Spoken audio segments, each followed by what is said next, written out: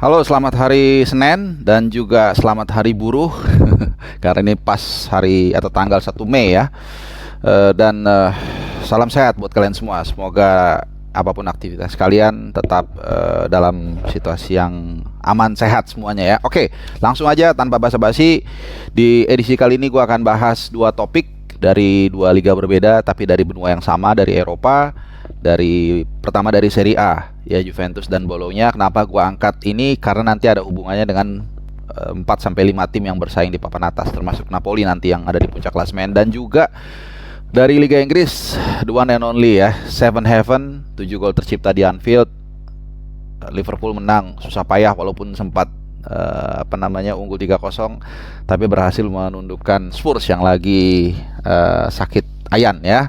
Oke, gue mulai dari Serie A dulu ya. Kenapa gue angkat ini? Walaupun terkesan pertandingannya mungkin ece-ece, karena itu yang gue bilang tadi, hasil di Renata Dal Ara ini banyak pengaruhnya dengan tim-tim lain. Ya, pertama, dengan kegagalan Juventus mengalahkan Bologna, artinya jadi Juventus main 1-1 ya dengan Bologna, artinya Napoli hanya membutuhkan satu pertandingan untuk satu hasil imbang untuk memastikan juara Serie A musim ini. Nah, nanti Napoli dijadwalkan di pekan ke-33 ya, Giornata ke-33 mereka akan menghadapi Udinese di Friuli. Jadi hanya butuh imbang, mereka sudah pasti juara. Nah, kemudian di persaingan papan atas juga semakin seru karena Juventus dianulir ya hukumannya. Jadi sekarang dia ada di posisi ketiga. Nanti gua akan share ya ininya klasemennya supaya bisa kita lihat bagaimana dari peringkat 2 sampai peringkat dari peringkat 2 sampai peringkat 7 Atalanta ini hanya dibedakan 6 poin. Ya sangat sedikit. Bahkan kalau kita perkecil dari peringkat 2 sampai peringkat 6 itu berarti ada berapa tim? 2, 3, 4, 5, 6. Ada 5 tim yang hanya dibedakan 4 poin. Ini jadi seru ya. Jadi Lazio di peringkat 2, kemudian Juventus 3, Inter Milan 4, AC Milan 5 dan Roma 6. Jadi di antara 5 tim ini bisa dalam 1-2 Giornata itu langsung naik ke peringkat 2, bisa juga dari 2 turun ke peringkat ke-5 atau 6 kalau mereka tidak hati-hati ya. Oke, jadi pertandingan antara Bologna dan Juventus ini sebenarnya berjalan seru ya. Walaupun secara nama, secara peringkat memang lumayan berbeda jauh lah. Juventus ada di peringkat ke-3, Bologna ada 9. Tapi ada satu fakta yang menarik teman-teman semua ya. Bologna ini jagoan kandang. Ya, kalau mereka main di Renato Dal Ara, mereka sulit dikalahkan. Faktanya musim ini saat tampil home mereka hanya kalah 3 kali. Ya, hanya kalah 3 kali. Ini dikit sekali ya teman-teman ya. Bahkan dengan Lazio aja yang ada di peringkat kedua itu lebih banyak Lazio kalahnya 4 kali. Nah, jalannya pertandingan.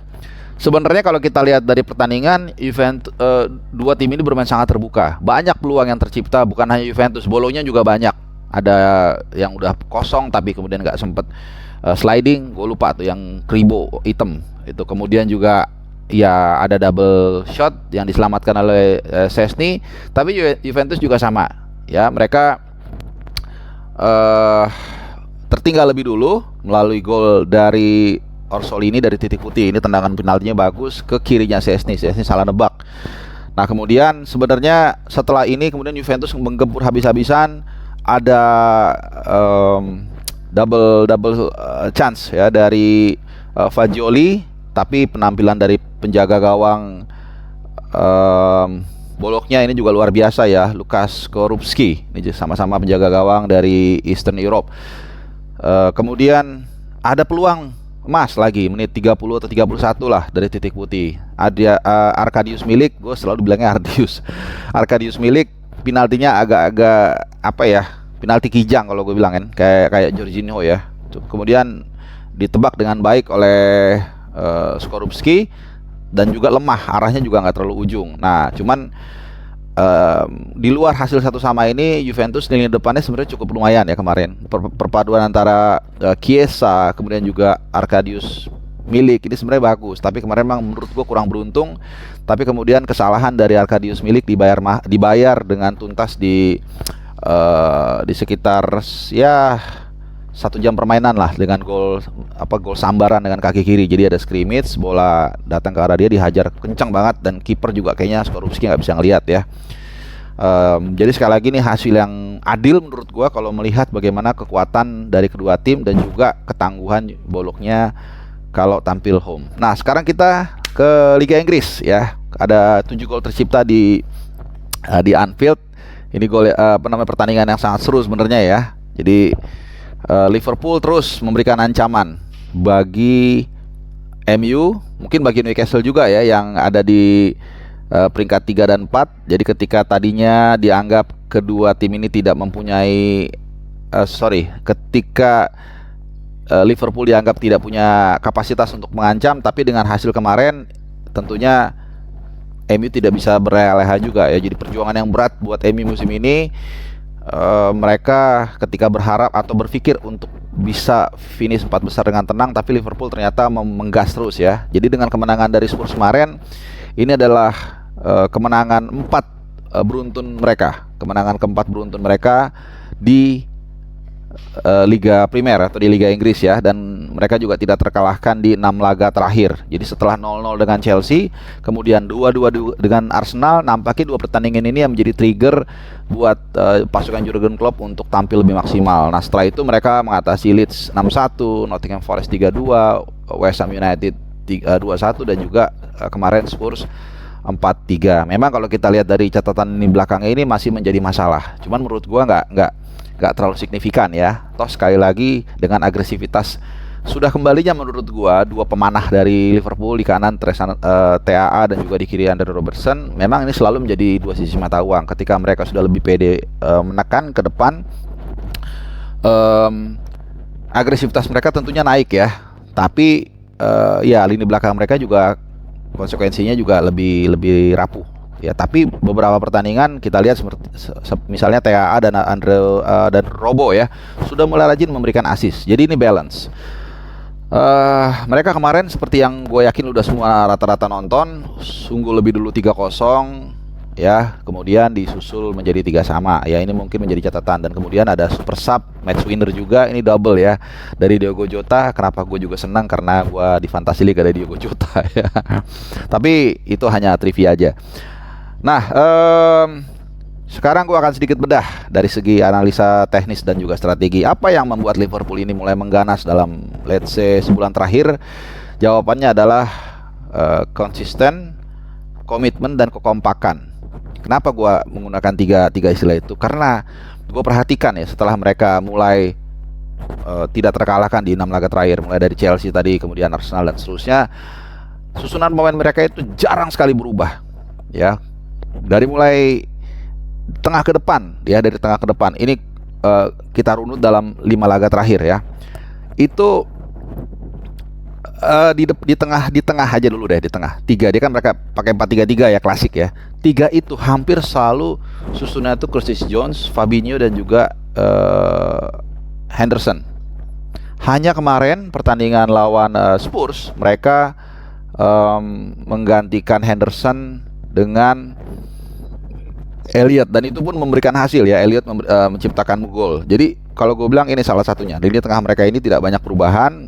Henderson mungkin hanya dirotasi ya, karena dia juga akhirnya main menit 63. Jadi lini tengahnya itu dalam 4-5 laga terakhir lah selalu solid. Gue ulangin lagi ya, Fabinho, kemudian Henderson, dan juga Curtis Jones. Ya paling sekali-sekali itu yang dirotasi itu si Henderson dengan Harvey Elliott. Lini depannya juga sama. Kalau kita lihat mereka atau Klopp nampaknya mau nggak mau harus menyingkirkan Darwin Núñez yang kelihatannya nggak masuk dalam skema dia, paling tidak dalam sebulan terakhir ini yang gue bahas kebangkitan Liverpool ya. Jadi selalu dia pakai Gakpo, Mohamed Salah, itu udah pasti. Gakpo, Mohamed Salah, kemudian Diogo Jota. Ya ini 3 trio yang gue nggak tahu lu mungkin bisa bikin trionya apa. Salah, Gakpo, Jota. Nah baru kemarin memang Luis Diaz ditampilkan ya, karena memang juga mungkin secara fisik sudah mulai fit in, dan dia sebenarnya sudah mulai tampil lawan ketika mengalahkan West Ham 2-1. Diogo Jota masuk di tengah pertandingan menggantikan Luis Diaz masuk di tengah pertandingan menggantikan Diogo Jota. Nah baru kemarin dia tampil sebagai starter dan langsung membayar kepercayaan itu dengan gol. Dan ini gol pertama dia sejak kapan gitu, udah lama lah, udah berapa ratus hari gitu ya. Jadi situasi yang semakin positif, pemain yang sudah lama cedera pun sudah kembali dan tampil bagus. Kemudian juga susunan pemain juga sudah semakin solid, tidak banyak pergantian pemain. Dan di lini belakang, nah ini dia seperti biasa yang gue bilang tadi, TAA dan Robertson. Kemudian di duet di lini tengah ini sebenarnya emang dari dulu gue sangat senang ya melihat Van Dijk dengan Ibo Konate, tapi nggak tahu kenapa memang ya mungkin timnya lagi kena virus sehingga sampai Van Dijk pun sampai berapa kali melakukan blunder. Bahkan juga Becker ketika melawan Madrid juga mengalami blunder. Jadi ini lebih kepada masalah psikologi sebagai kolektivitas ya, tim gitu ya. Hanya sekali dari 5 pertandingan tersebut, dari catatan gue itu duet Van Dijk itu bukan dengan Konate, yaitu saat pertandingan West Ham kalau nggak salah. Iya, West Ham itu matik dengan Van Dijk ya. Jadi Ibo Konate juga ini mungkin akumulasi kartu atau apa nggak ditampilkan, soalnya di cadangan juga nggak ada. Jadi memang udah dapat banget pakemnya, dan artinya harus hati-hati MU dan Newcastle karena jarak poinnya juga sekarang nggak terlalu jauh ya. Liverpool dengan MU hanya terpaut 7 pertandingan. Memang MU unggul 1 match ya. Honestly tidak mudah memang bagi Liverpool untuk mengejar MU ya, dengan sisa Liverpool tinggal 5, MU masih 6 ya. Dan tapi ada satu mungkin yang akan bisa menjadi turning point kalau MU kepleset karena fokus di FA Cup ya, karena mereka masih akan bersiapkan tanggal 3 Juni.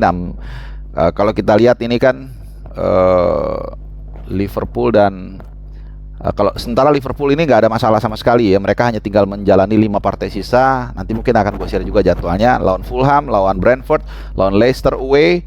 Tadi yang pertama 2 home ya, kemudian home lagi lawan Aston Villa, dan terakhir lawan Southampton di St Mary Stadium. Dan mungkin saat itu Southampton sudah dalam kondisi degradasi. Jadi jadwal ini sebenarnya menguntungkan Liverpool. Tapi memang kalau harus dipilih siapa yang akan masuk 4 besar antara MU dan Liverpool, gue tetap sih megang MU 55-45 ya. Sementara satu lagi rasa-rasanya akan menjadi milik Newcastle, karena Newcastle dengan jarak dengan Liverpool itu cukup jauh, 9 poin. Artinya 2 pertandingan dia 7 poin aja dapat, udah pasti Liga Champions ya. Mungkin itu aja pemaparan gue terkait dengan hasil dari Eropa ya, dari Juventus dan juga Bologna. Jarang-jarang gue bahas Juventus ya, tapi karena memang hasil ini sangat menarik untuk diulas, jadi gue angkat. Dan juga tentunya Liverpool yang minimal dia gue rasa masuk Europa League ya, tapi juga gue rasa Jurgen Klopp akan mencoba untuk memboost motivasi pemain untuk masuk ke Liga Champions. Oke, terima kasih udah nonton, salam sehat dan selamat beraktivitas. Ciao.